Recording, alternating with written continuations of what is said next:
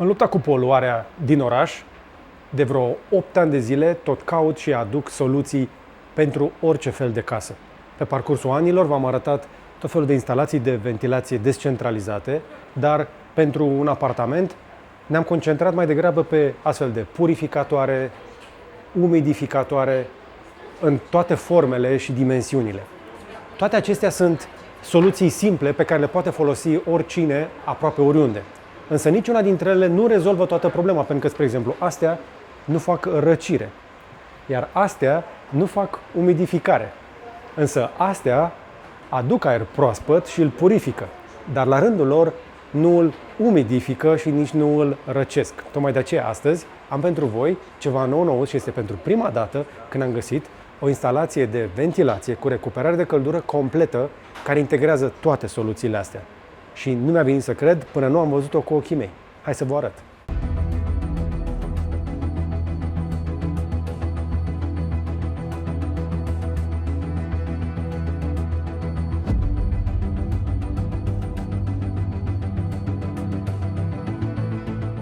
Salut, Andrei! Salut, George! E o mare bucurie să mă reîntâlnesc cu Andrei de la Ecovent, unul dintre oamenii care încearcă să convingă românii de câți ani deja? Sunt 8, de 8 ani de zile. De 8 ani de zile tot vorbim despre soluții de ventilație cu recuperare de căldură și așa mai departe. Și voi vindeți de toate, dar am rămas foarte surprins, trebuie să recunosc, când am auzit că în sfârșit avem o astfel de centrală de ventilație pentru casă sau apartamente sau chiar spații de birouri, unde putem să avem totul la un loc. Ca să vă explicăm ce înseamnă totul la un loc, o să desfacem pe bucăți și o să și facem un fel de unboxing, dacă e la cutia asta. Da. Deci e o centrală de ventilație cu recuperare de căldură 4 într-1. Are și ventilație cu recuperare de căldură, are încălzire, are răcire și are și un umidificator de aer adiabatic, care ce face este că umidifică aerul, fiindcă umiditatea aerului este un element foarte important în calitatea vieții din încăpere.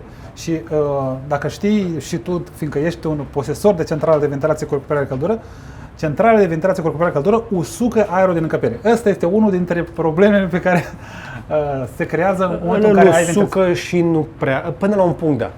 Problema este că atunci când noi încercăm să menținem temperatura din interiorul casei diferit față de exterior, va apărea întotdeauna diferență de umiditate. Mai ales în anotimpul rece, trebuie să specific chestia asta. Exact. Pe timpul verii nu este problema asta, dar pe anotimpul rece, tendința aerului o să fie să aducă aerul uscat de afară și să scoată aerul umid din încăpere.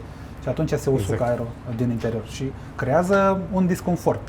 Iar un sistem de ventilație cu umidificator integrat are grijă și de partea de umiditate. Hai să explicăm toate lucrurile astea pentru că sunt foarte importante.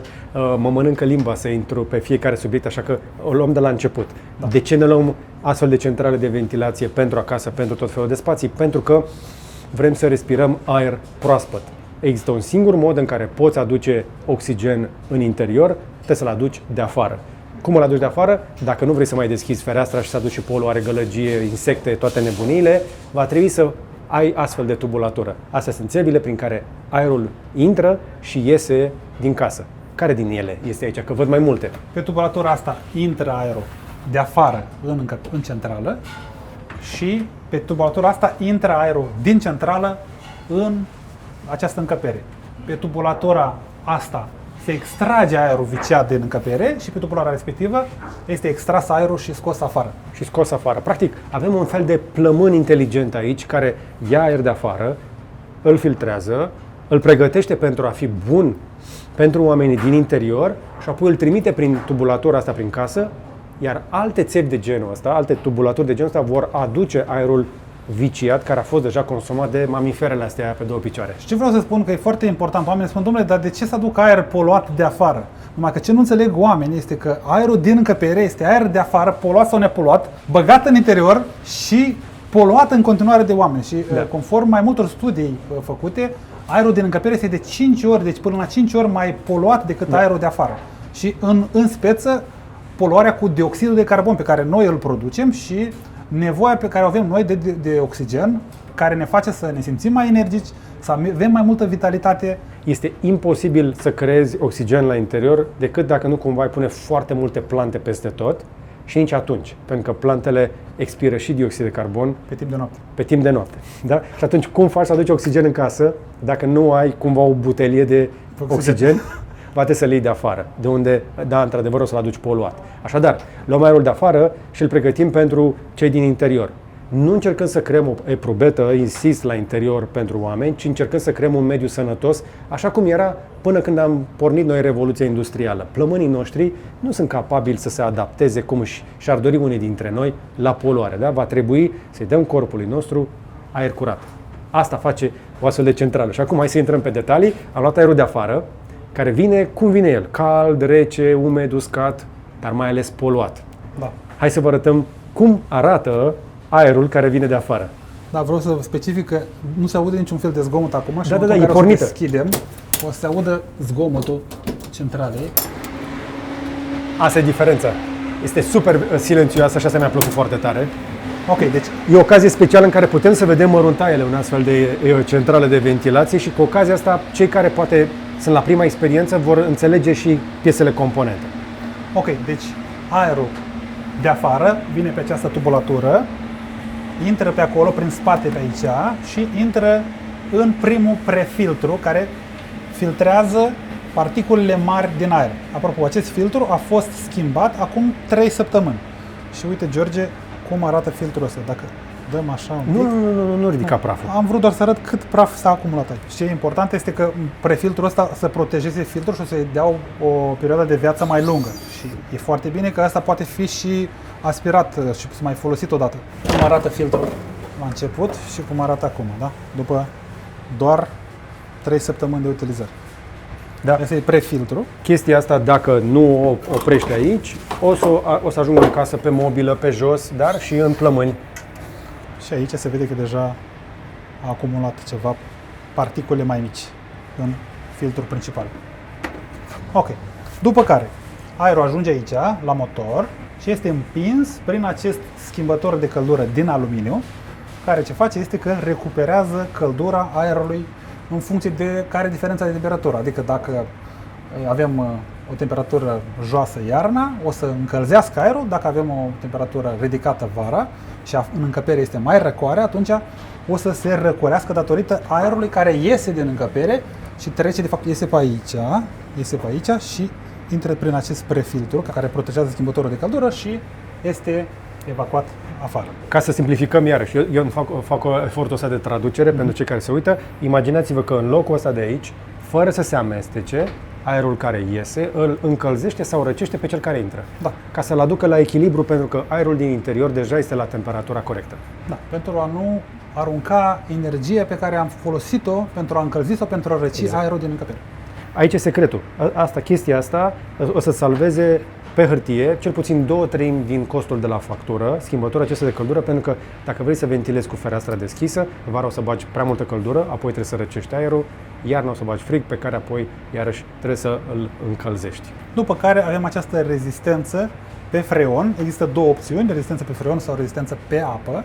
Adică dacă folosim o pompă de căldură, putem să integrăm această centrală de ventilare în sistemul de încălzire-răcire a pompei de căldură și avem aport de răcire de încălzire în centrală direct de la pompa de căldură. În cazul de față avem practic un aer condiționat, așa ca să spunem simplu, care este integrat aici, practic asta e echivalentul unității interioare de aer condiționat. Avem o unitate exterioară și aici avem o unitate de răcire sau de încălzire pe timp de avem aici un monitor de calitate a aerului. Avem nivelul de dioxid de carbon 584, care este un nivel bun, până la 800 este un nivel ok. Avem o umiditate de 50% optimă și 22,5 grade, iarăși o temperatură optimă. Deci acestea sunt condițiile în care lucrează colegii noștri de la Ecovent. Așa că dacă vreți să lucrați în condiții optime, vă așteptăm la Ecovent. Apropo de chestia asta, uitați-vă la aparatul ăsta și luați-vă așa ceva ca să vă convingeți singuri dacă aveți nevoie de o centrală de ventilație. Dacă în spațiul în care voi lucrați și trăiți aveți 22,5 sau mai puțin, până în 800 aici în loc de 584, cum e în momentul ăsta, ceea ce nu e rău deloc, umiditate relativă de 50, adică să nu fie sub 45 și nici peste 65, atunci nu aveți nevoie de instalații de... Da. Bun, am luat aerul, așadar l-am echilibrat cât am putut termic. Dacă aerul de afară a fost mult prea cald, îl mai răcim o dată aici și apoi intră pe această tubulatură, ajunge în distribuitor și din distribuitor pleacă pe fiecare tubulatură, în fiecare încăpere în care e nevoie să aducem aer proaspăt. Și e nevoie să aducem aer proaspăt de obicei în încăperele în care ne petrecem timpul. În dormitoare, unde nu suntem conștienți, dar noi petrecem cel mai mult timp și unde ne odihnim, unde ne oxigenăm creierul și a doua zi dimineața o să avem mai multă energie pentru a ne desfășura activitatea și de asemenea în sufragerie unde ne petrecem timpul. Și îl scoatem din bucătărie și din băi și îl băgăm pe aici și îl dăm afară, că nu vrem să... Îl scoatem din bucătărie, uitați aici, e bucătărie la noi, băile sunt în partea aia și se extrage umiditatea, se extrage aerul viciat și este aruncat afară.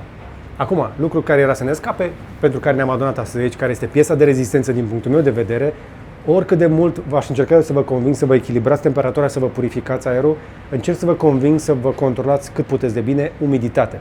Iar aparatul ăsta are ceva ceea ce eu îmi doresc și nu am de mulți ani de zile. Are o soluție integrată prin care umidifică aerul, mai ales în sezonul rece, când dacă le iei de afară și îl bagi în casă, o să trezești că poți să cobori cu umiditatea atât de jos încât ți se usucă nările, ți se usucă ochii, efectiv te doare capul și nu știi de ce răcești atât de ușor. Am explicat chestia asta cu umiditatea.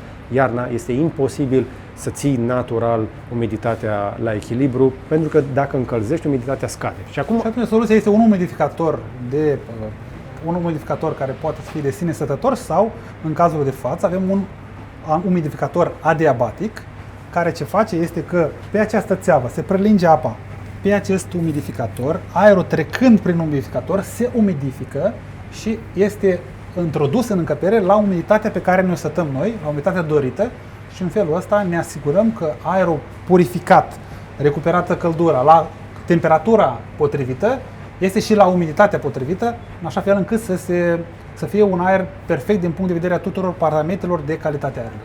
Adică cum o să fie aerul care o să iasă de aici? O să fie exact ca în natură, vrei să zici? Da. Pentru că despre asta vorbim.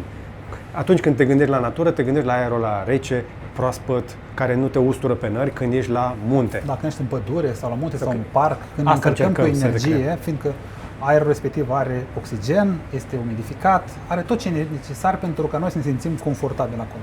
Nu e vorba doar despre confort, este mai ales vorba despre sănătate și vă mai vând un punct.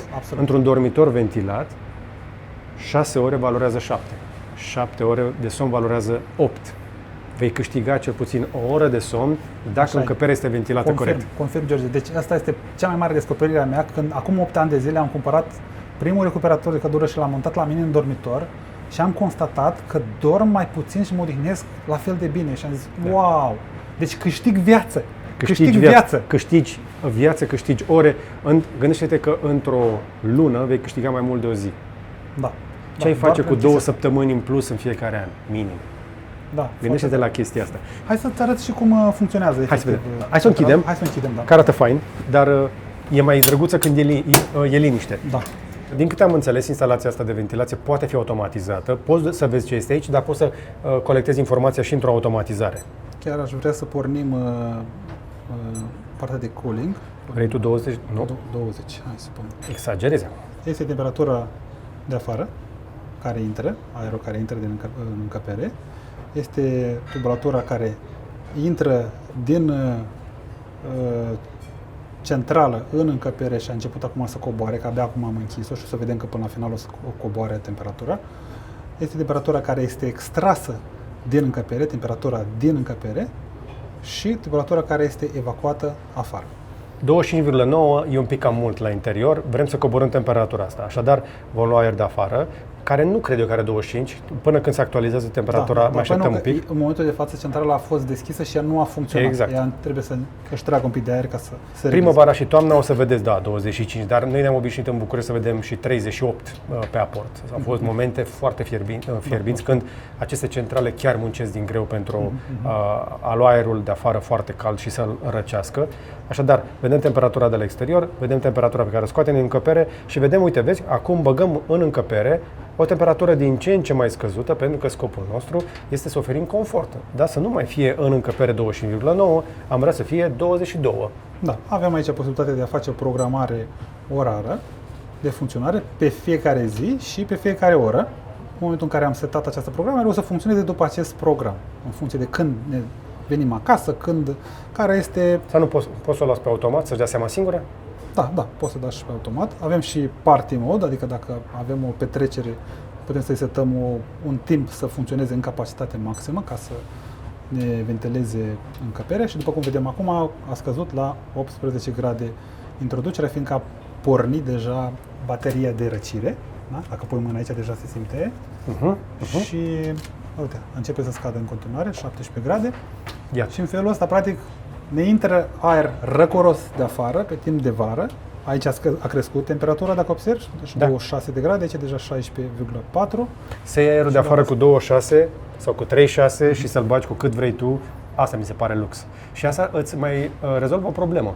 Cu o astfel de centrală poți să bagi aerul deja răcit peste tot unde ai dus tubulatura asta, fără să mai pui încă un aparat de aer condiționat acolo, care oricum nu are aer proaspăt. Ce vreau să specific foarte important este că această centrală de ventilație nu înlocuiește un aer condiționat, fiindcă dacă tu în încăpere ai deja o temperatură ridicată, el nu se poate să scoboare temperatura, fiindcă trebuie să-ți recircule aer. Această centrală nu recirculă aer, doar ia aerul din încăpere, îl aruncă afară, aduce aer proaspăt și îl aduce la o temperatură confortabilă. Știi care e problema cu casele pasive acum? Că nevoia mai mare este de răcire, nu de încălzire. Exact. Ce mai mult ne gândim atunci când ne facem case că o să fie greu să o încălzești. Dimpotrivă, la casele pasive riscul este să se încingă și iarna dacă ți-a bătut soarele prin geam. Fiindcă fiecare dintre noi producem și noi câte 100 de W om în încăpere, după aia avem un frigider care de fapt e o pompă de căldură inversă care îți încălzește casa, avem uscătorul de rufe, avem mașina de spălat, avem... Până și televizorul. Da, și televizorul. Orice device o să elimine căldură, inclusiv becurile încălzesc. Uite, avem aici deja 27 de grade afară, 11,8 grade introducere în încăpere, fiindcă a sesizat că temperatura în încăpere este mai ridicată, i-am dat să coboare la 20 de grade și atunci lucrează intens ca să ne scadă temperatura în încăpere. Sper eu că n-a fost foarte sofisticată toată explicația asta și complicată, dar cei care urmăresc aceste case pasive și toate soluțiile acestea de instalații, cred eu că le apreciază și vor fi aflat astăzi ceva foarte valoros. Pentru mine este o veste bună că există o soluție într-o singură cutie pe care o pun într-un singur loc, cu o singură aplicație pe care o pot automatiza, pentru că în cea mai mare parte a timpului, 99% din timp, aș vrea să meargă pe automat. Da. E posibil? Da. Asta îmi doresc.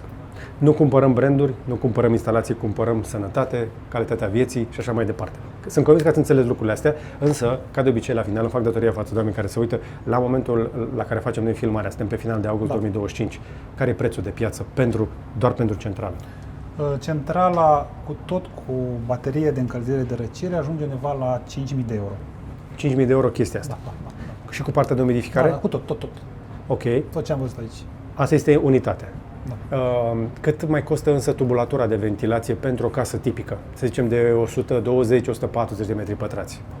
Tubulatura te mai costă cam 2-3.000 de euro în funcție de ce tipuri de echipamente folosești. Până în 10.000 de euro o soluție de asta sofisticată sau o soluție mai simplă care nu are baterie de încălzire-răcire și toată partea asta, să te ajungă undeva la 6.000-7.000 de euro.